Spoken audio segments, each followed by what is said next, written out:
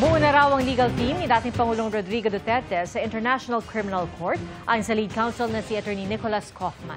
At may Pilipino raw na magiging bahagi nito. Mula sa The Hague, Netherlands, nakatutok live si Mariz Umali. Mariz? Pia, tanggap na raw ni dating Pangulong Rodrigo Duterte ang kanyang kahihinatnan dito sa International Criminal Court ayon sa kanyang anak na si Vice President Sara Duterte. Pero ayon din sa bise ay hindi sila susuko at gagawin ng kanyang buong defense team ang lahat para siya'y makalaya at maibalik sa bansa sa lalong madaling panahon.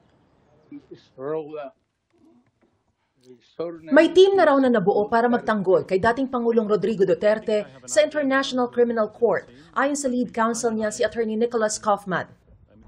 Hindi pinangalanan ni Attorney Kaufman kung sino-sino ang makakasama niya sa defense team, pero kinumpirma niyang may Pilipinong magiging bahagi nito.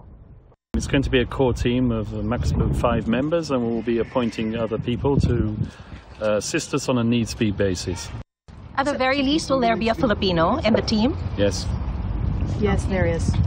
Gaano kalaki yung role ng Filipino lawyer sa defense team po ng Pangulo? Yes, kailangan ng Filipino lawyer kasi merong mga i-argue doon na batas ng Pilipinas. So, meron talagang Filipino lawyer kasama.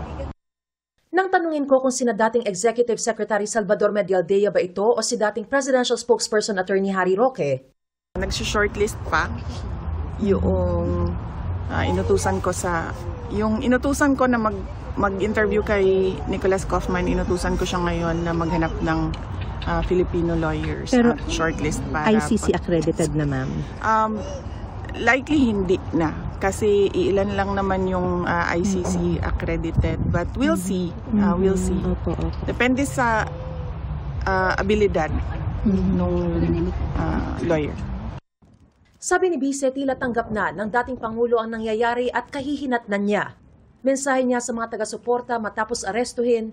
The country will get worse and worse, sabi niya, dahil clearly daw fractured yung governance sa ating bansa and disgruntled yung mga tao. Yung sinabi niyo po kanina, sinabi po ni dating Pangulo yung so be it. Ano po yung mensahe niyo po doon? So be it, he was referring to his fate. Sabi niya, ipapasa Diyos ko na yan lahat. Kung anong mangyari sa buhay ko, so be it. I think he doesn't mind na nandoon siya sa loob kasi alam naman niya na ano yun, kaparte yun nung sinabi niya na gagawin niya, harapin niya yung kung ano man yun, kaso. Sabi ng Bise, darating sa susunod na linggo sa The Hague ang kanyang inang si Elizabeth Zimmerman. Darating din ang common law partner ng dating Pangulo na si Hanilet at anak na si Veronica.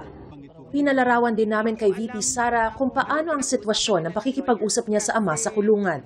Wala akong privilege sa communication, so nakikinig sila, yung guard nakikinig tapos nire-record yung conversation namin. Nakakapag-usap kami about legal strategy in in codes. Kasi nga nakikinig lahat ng sinasabi, pinag-uusapan namin, nire-record at tinatranslate at pinapadala sa court. So nakakapag-usap kami in codes in Bisaya. Pagsisiguro din ng Bise, kahit habang nasa The Hague, handa pa rin niyang harapin ang kanyang impeachment case. Si dating Executive Secretary Salvador Medialdea na ilang araw din daw na na-confine sa The Hague, Netherlands, nakalabas na ng ospital, ayon kay Senador Bongo. At yan ang latest mula pa rin dito sa The Hague, Netherlands. Balik sa iyo, Pia. Maraming salamat, Mariz Umali.